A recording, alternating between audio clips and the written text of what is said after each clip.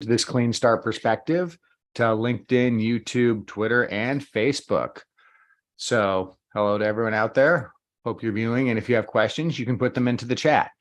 And if you like what you're hearing, please like and subscribe.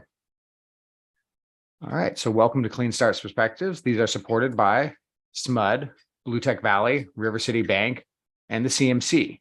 And this Clean Start perspective is a special one because we're covering ag. So we brought in our sister organization, Ag Start. Clean Start is also supported by people out there like you who are regular contributors and support and validate what we're doing. We're really appreciative with that. And before we get on to our full perspective, I want to invite Amanda Portier to come and talk about Ag Start a little bit. Sure. Thanks so much for having me. So Ag Start is a sister organization to Clean Start, focusing on ag, food, and health innovation. We have our lab at Ag Start facility, which I'll show a few pictures on the next slide. So our lab at Ag Start facility supports ag, food, and health entrepreneurs by providing wet laboratory space and a food laboratory space, as well as co-working space and an event center where we're hosting community meetups monthly. And we offer these facilities, which are critical needs for entrepreneurs accelerating innovation in ag, food, and health. I'm happy to answer any questions that you have about the organization. Wanted to keep it really brief to hear from our wonderful presenter today. I'll drop our website in the chat and my email. Thanks so much for having me. Yeah, and I think you can reach out to them at agstart.org if you are curious. And now I would like to welcome our prospective guest to this Clean Start and Ag Start perspective, Shelly Aronov from InnerPlant. You've probably seen a lot of the news that they've been making around their ag research out at UC Davis. And also I hear that they're looking now at plants from space. So I'm going to hand it over to Shelly and let her give a full introduction, and then we'll have a quick discussion. Thank you. Davis, not UC Davis. Oh, sorry, Davis. My apologies. No worries. I'll start with the presentation. Well, thank you so much for having me. I'm familiar with Ag Start. We had an incubator that helped us out in the early days, and I think these are tremendously important resources for startups, which obviously Davis Sacramento has. Very quickly about me, I'm from Israel originally, but I've been in the US for about 13 years now, came here for business school and stayed. And this is my third company. InnerPlant is about 4.5 years old now. We started at Davis, California. We are creating crops that could communicate what they need. So it's really exciting, and it's all coming together now. So I'm excited to share more about that. We are a Series A company, so we've raised about 24 million so far, and we have 27 full-time employees, about 32 employees in total.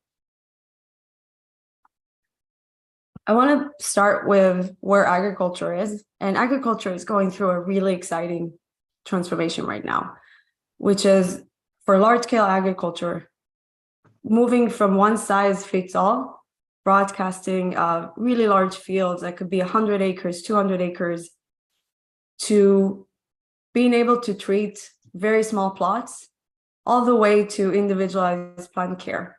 And obviously the system it gives us the scale that we need to feed our population, but it's so much more efficient, right? Because we can understand every individual crop, and we can be more efficient, more productive, more sustainable at the same time. And for people that are not familiar with ag, this is why this is so important. So up until now, we were still very efficient system. We have some opportunities to improve, let's put it this way. Currently, farmers apply, like I said, broadcast chemistry in advance everywhere. And last year, farmers applied about 300 billion worldwide in fertilizers and pesticides. About 30% and more of the fertilizers are over-applied. 50 to 75% of pesticides are misapplied, meaning that farmers apply them, they don't get any positive ROI from that application. And why is this happening? Because we don't have a good way, a really cost-effective, scalable way to understand crop stress in time to act. So what happens is, by the time we can find today that a crop is stressed, what we're actually finding is crop loss. And that's essentially bad news, but it's not actionable information. And every year, farmers around the world lose about 20% and more of their crop to pathogens. So even with all of the spraying, this is the best we can do. This comes up to over 250 billion worth of just lost production of food every year. So the transition I was talking about, it's happening. And the individualized crops care started already and has been launched in several different companies. But currently, all of the technology is focused on weeds. And just to understand why this is happening, it's not one technology that made it feasible. It's actually a lot of technologies maturing at the same time, everywhere from the equipment being able to be equipped with cameras and sensors, scan every individual plant, the computing power, the image processing, connectivity in the field, the nozzles that could apply chemistry on every individual plant, and obviously everything around precision agriculture is enabling this transition. But today we do this for weeds alone. And the reason is weeds are visible, right? We can go through a field and we can analyze the crops and understand this is a plant, this is a weed, and then spray the weeds. And it's amazing. This technology alone can reduce herbicides, but about 60 to 80%. So what InnerPlant brings to the table is the ability to make the invisible visible, or this is how we like to think about it. We want to then enable the same capabilities that exist for weeding, for fungus, insect, nitrogen, phosphorus, water stress, and so on. And just by doing that, I mean, we've calculated this with our partners, we can provide about 70 billion of additional value to farmers in Brazil and the US alone. So it's a huge opportunity for farmers to really increase their productivity. And now let's talk about how this works. So what we actually make is crops that could communicate what they need. And if you think about it, it's kind of like digitizing crops. The beauty is that plants react really fast and specifically to their environment. And they've learned how to do this over millions of years because this is how they protect themselves from their environment because they're immobile. So for example, if a plant is attacked by insects, it's going to start producing a compound that makes it taste bad to repel them. If it doesn't have enough nitrogen, it will start mobilizing its roots to extract nitrogen better from the soil. These reactions are early. They start within hours of the initial infection, and they're specific to the stress, but they're all invisible to us because they happen on the molecular level. So what we do is we recode the crops. We essentially add a line of code into the seed itself and tell the plant, as you're reacting to this stress, start producing a new protein in your leaf. And the protein fluoresces, so it creates an optical signal that is not visible to the eye, but is visible to very standard, affordable optical equipment. So if you look at those plants, which I think stopped the imagery, but we had it before, the one on the left is a sensor and the one on the right is not a sensor. And you can see that sensor glows, whereas the other one doesn't. And everything I just shared with you, and this is what I find really exciting about InnerPlant, is this has been happening for a long time. Molecular biologists have been making biosensor plants with proteins, fluorescent proteins, and different kind of proteins for about 40 years now. So there was a lot of available research that we can tap into in order to select the best elements really rapidly and make our product in a couple of years. What we found that was really unique and made it commercially viable is the ability to see the signals outside in broad daylight for large-scale agriculture fields. And the way we do this is actually coming from a completely different domain of ecophysiology. But the beauty is that there's a way to use, like I said, affordable equipment with advanced algorithms in order to see these tiny signals in the field all the way from satellites, and of course, drones, planes, and the equipment in the field.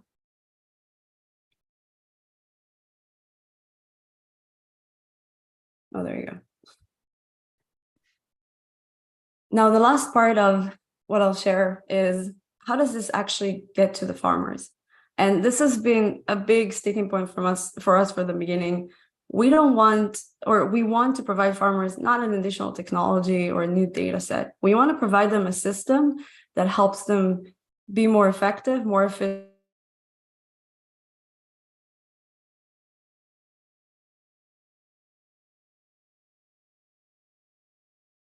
Did we just lose sound, her sound? She's Oh. locked up. I can't hear anything. It looks like she froze on it. Let's see.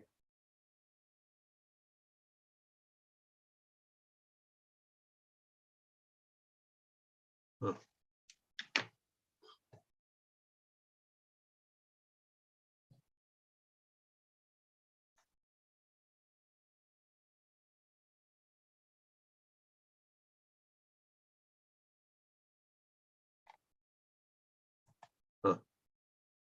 Ah. Oh, maybe she'll come back on that. Well, since we have here, anything from the beginning of the presentation that stuck out to people?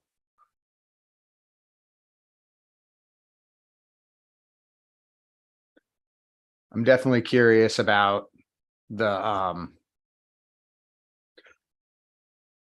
differences between the drone imaging and satellite imaging, because I've heard a lot about all the the details that you can get in with a drone image. Right.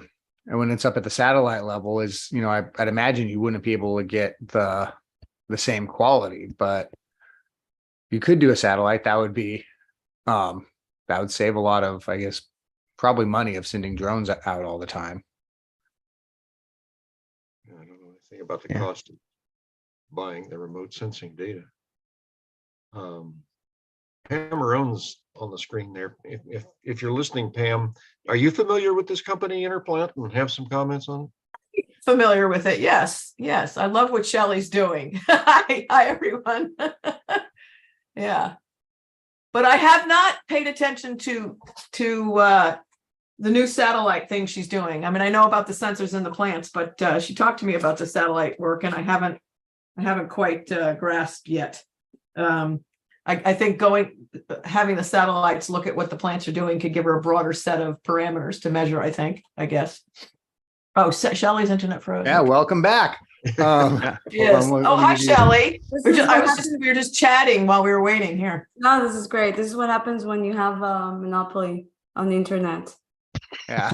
It does not work, but that's the same for every industry. Here, I'll walk you through I just heard some of the comments about the satellite. So let me Oh, walk good. Okay, yeah. them. Let us educate us here. Pam, think you know. No. So anyways, as I mentioned, it is an ecosystem approach because the goal is to provide farmers a better, easier way to manage their fields. And the way to do this is to make it very seamless for farmers to get this technology and to implement it. It starts with the seeds. So the idea is to embed the technology into the seeds that the farmers get and plant. And we already signed a couple of seed companies. We're now talking to all the major seed companies because we really want this technology in every seed. So when the farmers plant seeds, we start harvesting data. They don't have to do anything different. Everything just works the same way. The reason that satellites were critical for us is because you have to have a really cost-effective, scalable way to provide this information to farmers. And nothing else would have been as scalable as satellites. So we just, like you mentioned, we launched our partnership with Satellogic. We've been working with them for a year and a half now to design this instrument. It's going to go into space in September. And luckily, around that same time, about 4 other satellite companies are launching hyperspectral instruments that can see the signals. So we believe that by the end of the year, there's going to be quite a lot of providers, and that's great because it just means more and better data. So let's say it's a fungal sensor, and specifically because our first product concept is a soybean fungal sensor. Once the soybeans are in the ground, there's an infestation starting. We can start collecting that information from satellites at about 1 acre scale. Then we know where the problem is in the field. So that same information will be embedded into all the different platforms that the farmers use and also provided to their crop advisors so that they can select the best product for the field. And there's a couple of exciting, since I just saw Pam, I'll talk about some of the exciting things that could change with this new system is, one, you can find disease early, apply pesticides or regular fungicides and use them as a curative instead of a preventative because you can essentially attack things at a very early stage. The other option is to make biologicals even more exciting as you can catch things early. It means that you can use less of the active ingredients and then make them more cost comparable to the fungicides, the synthetics. So then that the product and the information goes into the equipment, and as John Deere led our Series A, and we have a partnership with them. Clearly, that's going to be the first go-to-market partner. The equipment knows where to go to the field. It has the right products, but it also has sensors and cameras that can scan every individual plant. So you can then verify where the disease is and apply really just on the very focused area that has the fungus pressure. And this is how we close the loop and provide the value to farmers with the idea of really attacking problems at the core and preventing this additional spread, preventing any unnecessary applications. So this is kind of quickly where we are, and I think I shared some of this already, but we've been working on the science for quite a few years now. We're now testing this year our first product concept, which is the soybean fungal sensor. And alongside that, we're doing drone trials and the satellite trials, completing with a 10-acre soybeans in Argentina at the end of the year, where all of those satellites are going to be looking at it to collect the signals. We're very proud of our product development. So one thing that I'm excited to share about genetic engineering is that now 30 years into this science, 40 years into the science, there's actually a lot of efficiencies and things that we're doing that the team learned over the years and are implemented through new tools and new things that are available to us. So we're actually faster and cheaper than the traditional industry, and it gives us an edge. And then on the industry front, this was critical for us to bring these partners. So obviously, John Deere was a very important partner for us, both because they have the scale in the market, but also they share our vision one-to-one.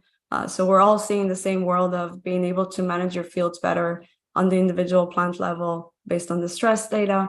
And it was a very easy partnership to bring together.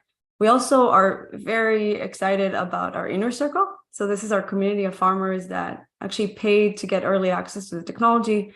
They became a huge part of our product roadmap because we talk to them about everything and we make sure that whatever we build is suited to their needs and their wants. And we're continuing to grow this network. We're now at about 85 farmers. We have a conference for the farmers later this year. So we're really excited about just continuing to engage with our end customers and then continuing to add more partners like the seed companies, like the satellite companies. The beauty about the ecosystem, every partner that joins, the better the system becomes, the more value is created for farmers.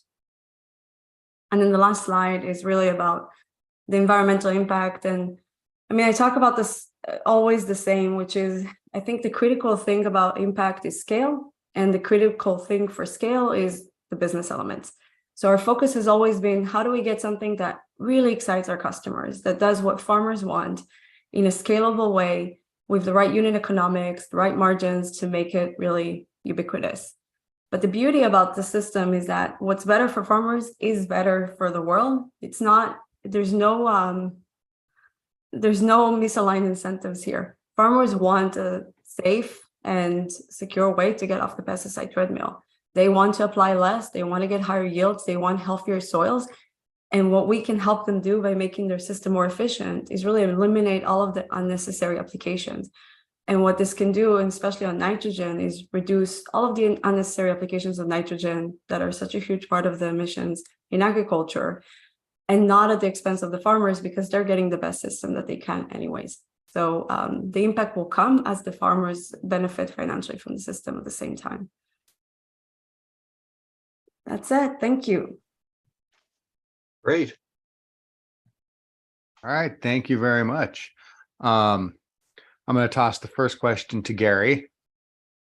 Okay. Well, when were you founded, Shelley? 2018.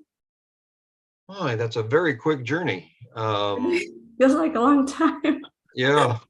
Well, what was your fundraising journey like? I mean, obviously you're getting a lot of attention now, but what did it take to break through and get to your A round? Yeah, I'm not gonna lie, Gary, it feels way easier now than it was 4 years ago. Every year feels easier than the previous, but that's biotech for you. So our first fundraise was early 2019. That was our pre-seed, 2.4 million. It was essentially me with a deck, some crazy ideas, and my co-founder, and it was enough to get some excited Silicon Valley investors that thought that this could be a really big opportunity. We had no idea what we were building at the time. So that's what we did with the first raise. It was just to figure out what is the right technology, what should we build, and does it work? By the end of 2019, we had our first field trials tiny trial, but we knew that the fluorescence will be detectable outside. And that was the trigger to move forward. In early 2021, we raised our seed. It was 3.25 million. So it wasn't a significant larger round, but the reason is we didn't have where to spend the money because we didn't have a big lab. So with that money, we went and we got into a big lab. And of course, that project took almost a year. So we entered the lab early 2022. And now we're in Davis and we have a much bigger space, about 8,000 square feet and room to grow. Then we did our Series A. So that was last year, 17.5 million in September. And yeah, I mean, Oops. I would say if she's on Xfinity that it's Comcastic, but maybe she isn't. Who knows? A man speaking from experience. Yeah, no, I did have Xfinity for 2 years because it was the fastest available in my neighborhood, Yeah. but it was awful. And finally, Consolidated came through with fiber, and I said, I want fiber. So, and it's been so much better. Glad you figured it out. Well, see, this was the deal because now there's competition in my neighborhood. I've got 2 providers like that I she's can back. select from. now the connection is not going to be as good, but it won't drop anymore. Okay, so last thing we heard was 2022, 17.5 million with your big raise in Series A. Yeah, that was led by John Deere. And I got to say, that was a great experience because John Deere is just a really amazing company. And because of the alignment in the visions, everything happened really quickly. And working with them has been great too. I highly recommend them. Oh, great. Well, I'm glad you had such a good experience. And not always the case when you're building a company, but you know, that sounds like it's working out well. Okay, so you spent a lot of time working on soybeans. So what are the next couple of crops you're going to identify for getting through this process? Corn. Well, that's a big crop. Yeah, there's others, and it'd be great. I guess as of now, the ideal roadmap would be soy, corn, cotton, and then wheat and rice. And keep in mind, wheat and rice are huge crops, but they're not genetically engineered commercially right now. So that's the reason that I wouldn't want to work on them today. But yeah, I mean, corn is a no-brainer. It's a rotational crop with soy. It's a huge crop. It just makes a lot of sense as the next crop. So what inspired you to come to Davis? Because when I think of soy and, corn, I think of more of the Midwest agriculture than California agriculture. What was it that attracted you to, I guess, Davis for bringing your company here? Yeah, I don't have a great answer for that except for serendipity. So I came across this concept of the biosensors from professors in Tel Aviv University, and I spent the summer there. We loved the concept. We didn't like their specific concept because it wasn't commercially viable. But one of the professor was connected. One of his students was at Davis as a postdoc, and he connected me to her. And then she introduced me to Rod Kumamoto as my co-founder, and he was at Davis. And I thought, great, this is going to be a great place for us. There's a ton of talent. It's the place to build plant biotech companies. Now, I'm sure there's other places, but I'm not familiar with those, right? So where we were, this made a ton of sense. And honestly, it's kind of the best of both worlds because I'm actually based in San Francisco. So I get access to the VC community, and a lot of the partners, surprisingly, are here. A lot of the ag companies now have representatives here, but we do the biotech there and kind of enjoy both worlds. Okay. You mentioned, your first raise being smaller, and that was kind of getting into like, I guess this because you're in the smaller lab space. Could you share a little bit about the initial experience of you using a smaller lab to start your company? I mean, we're just grateful. So Tim Keller, I don't know if you guys know him. Oh yeah, sure. Oh yeah. So that was our first, Inventopia was our first space. Interestingly enough, Tim is now working with us. He's helping us build a lot of the equipment that we're using for field trials this year. And it's been amazing to kind of close that circle. We found him. We had 2 desks in Inventopia and some access to equipment. And we're just so happy that we had anywhere to work. And then he was the one that helped us find the next space, which was, I don't know, 1,200 square feet lab nearby. Someone just stopped doing R&D. They didn't need the space anymore. So we took that over. And again, we're very grateful. But the one thing that I will say, only when we got into our current space were we able to really efficiently set up our transformation pipeline and really start to churn out a lot of plants. It was really hard to do that in a small space. And I think at some point with plant biotech, you need space and you need greenhouses. Right. That's another one. Ray has been, I don't know if you know Ray, but Ray has been providing our greenhouses and he's been amazing. And again, a gift. And now we're building 4 more greenhouses on his land. So we're expanding that as well. Great. So where is your the 8,000 square feet in Davis? Where is it located? 202 Cousteau. Okay. We're Sort of close located. to Ventopia. But I'm looking Everything's for cool. space for my next startup. Where do you think I should go, Shelley? You know everyone, Pam. I know I do, but space in Davis is really tough to find, you know? That's why we keep turning down, the Davis residents keep turning down parks. But Inventopia might be one. I guess my old lab at 2121 2nd Street, the old Evil Logic's now called some other name. I forget.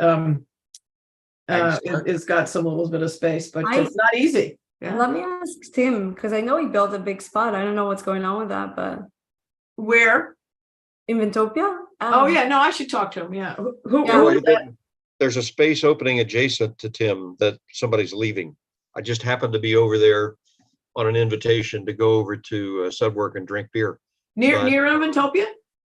Yeah, it's right next Okay. door to the Inventopia, and he's going to take it over. So, I don't have the contact information for the person who's doing, the people who are doing, I know them, but I don't have their contact information. If someone could send it to me, that'd be great. okay. And if you guys know, Cameron@gmail.com. then send them our way. All We right. always need more greenhouses. Although I heard that Bayer is downsizing. Well, yeah, they are. And actually, they did tell me that there's going to be some space available in the West Sac incubator as well. But I prefer Davis. But I mean, I'll go to West Sac if needed. Yeah, in Woodland, I think we're looking at that space. Yeah. Or Woodland, yeah. Yeah. Turned It's, into a real Davis community conversation. I love it. Thomas, back to you for questions. Yeah, I had a question on, so you're going from, I guess, drones to space. How do you kind of make that adjustment? Because I'm kind of assuming that, from space, you can't get the same quality of a picture as you can with drones. Is it, what is the kind of trade-off between drones and taking pictures from space for this? Right. So there was never another path. So day one of InnerPlant, talking to farmers, their feedback, no changes no, seriously, it's insane. We can still hear you. It's not crashing. Great. I was waiting. No. Looking for the next one. No changes from our operations, no additional work, scalable, affordable. And we thought, okay, has to be optical, has to be space. We found the technology that we're using that was actually used for chlorophyll fluorescence, which is very similar to ours. It just shows up in a different area in the spectra. So it was always going to be satellites. We just had to get there. The drones for us are for our initial launch, right? So in the first couple of years, we're going to launch. Next year, we're going to be in the fields with commercial farmers in the Midwest. 2025, we'll launch. It's going to be a small scale still. There's not going to be enough seeds, so we'll use the drones. But your question was about the trade-off. And this is the interesting part. What's been happening with precision ag is that we keep looking for the right data, the right signal, right? So let's take NDVI as an example. You use NDVI, no one's finding the right information. It's not early enough. It's not specific enough. So what's the next iteration? Let's launch a more expensive camera. Let's look closer. Hopefully we'll see something. And our assumption is that there is nothing to see because the plants are not signaling early enough that there is a problem. So it's not about getting more expensive equipment, it's creating a better signal, which is what we're doing. So for us, part of the sell for the companies is you actually don't need expensive equipment because our signal is very straightforward. We designed it, we know exactly what it means, we know how to find it. All you need is essentially something that's going to be able to see it. There is not trade-off in that, right? So we can work from satellite, it kind of looks the same, The only difference is you're going to get an acre or half an acre, and with a drone, maybe you get less. But the reality is that, the farmers are farming 1,000 acres. If you give them information at less than an acre, they don't have anything to do with it. Currently, they're telling us 5 acres is the minimum they'll even go out to the field to do something, right? So it's kind of an overkill to go too small. So for me, I think it's going to always be satellites. I personally am not a big believer in drones in general, just because it's not a very efficient way to collect data or do something in the field. But they're just so cool. Yeah, exactly. That's the reason they exist, right? Yeah. Because they're cool. And all of the farmers that wanted to try something cool, tried them, loved them, put them back in the shed, and they're done. Yeah. That's the reality. I mean, I met one farmer early on, and he's farming like 50,000 acres in Australia. And he's like, Shelly, do you know how long it would take me to cover my field once with a drone? 18 days straight of flying the drone. I was like, that seems like a problem. A lot of rec time. It's tough. Yeah. It's some of those, I mean, so for me, it's like the answer was always, we're not gonna go after anything that's niche. So I don't want to fail slowly. I want to fail fast. Either this works on a large scale or never mind. But if it works, it's going to work the way we want it to work.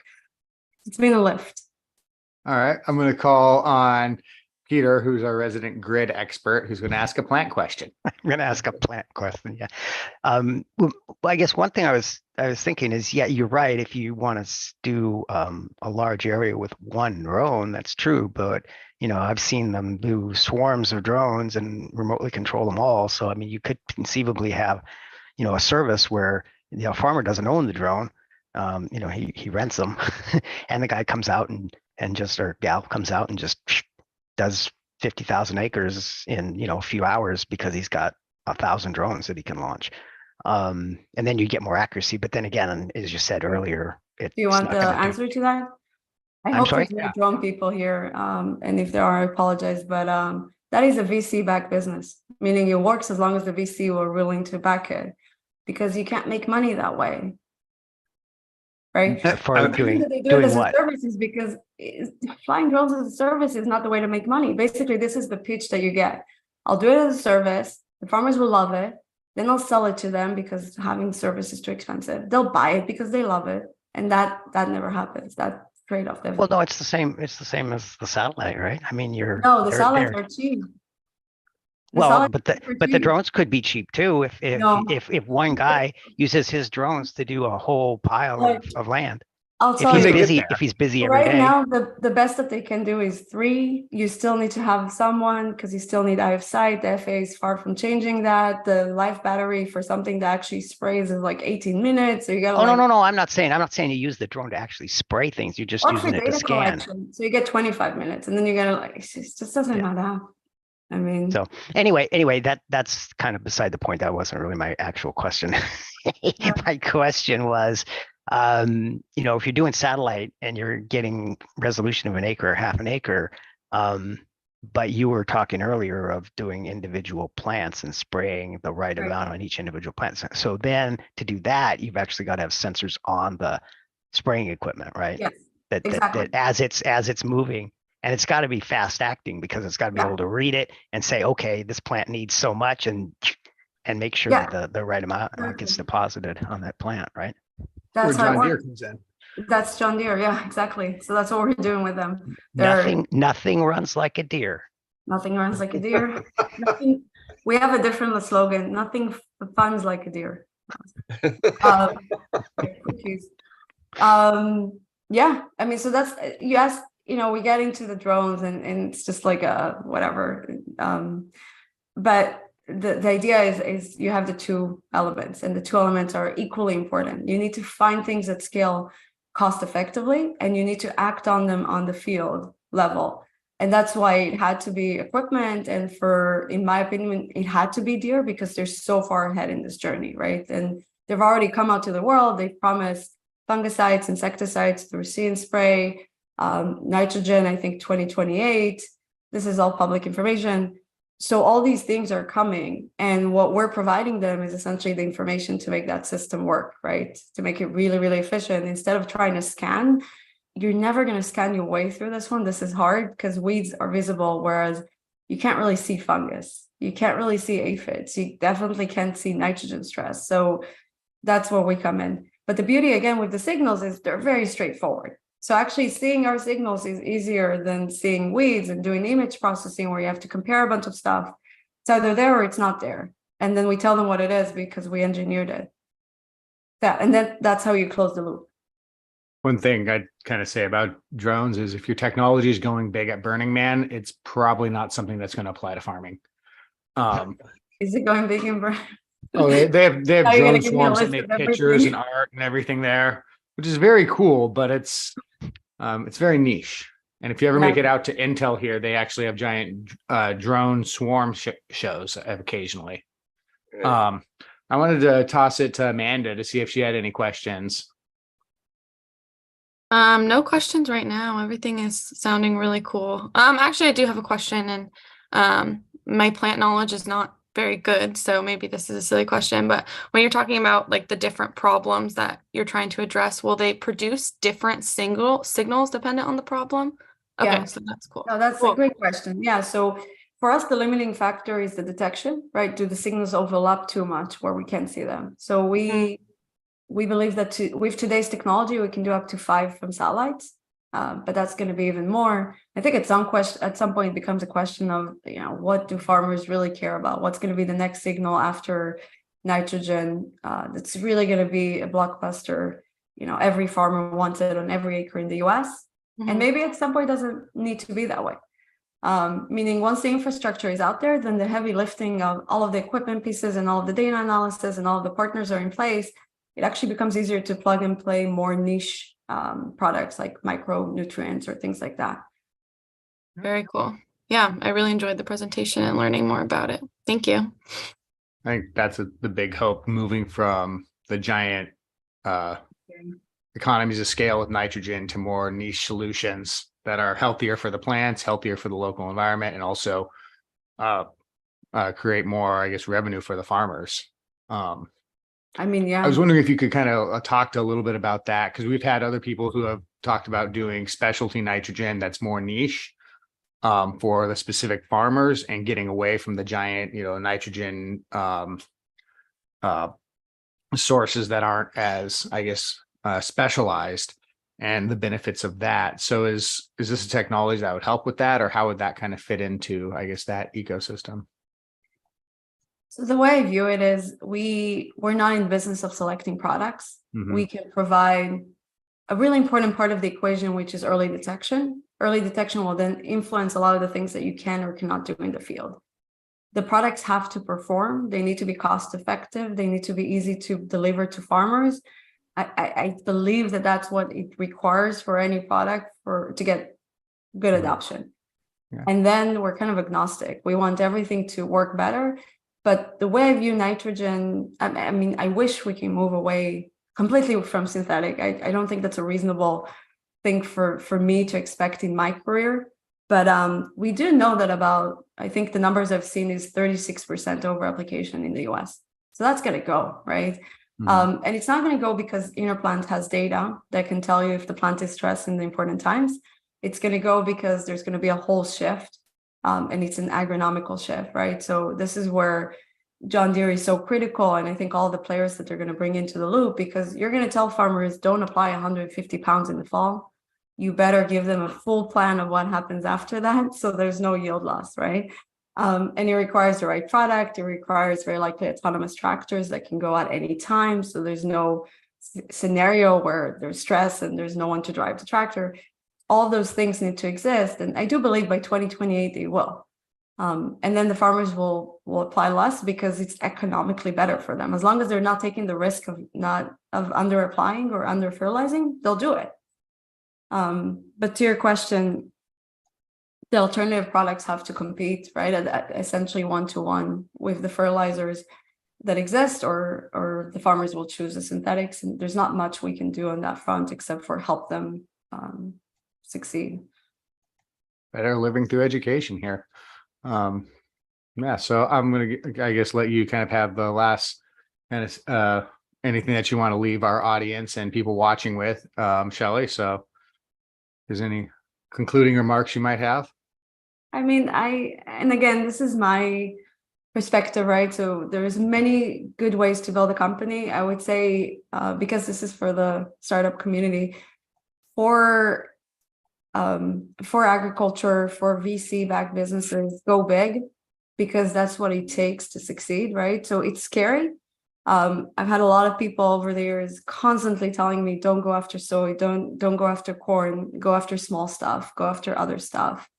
I don't think that's the right way. So my advice is always go after the big thing, find something that is a step change better than what exists today, and then make the bet that it's going to succeed. That's what it takes to return VC capital, right? And if that's the route you want to take. If you want to go a different route and not do that, then that's great. I think biotech is slightly more challenging because it's so expensive to do. And that probably is the route that a lot of people are going to take. So just think big and take the risk. And if it works out, it's amazing. Well, I want to thank you for joining us today, and thank you very much for finding your way to, Davis in California, Love Davis. to work here. I want to have everyone thank Shelley for joining us today and giving us a great discussion and actually highlighting some of the entrepreneurial portions of it. And I hope people got a lot out of it.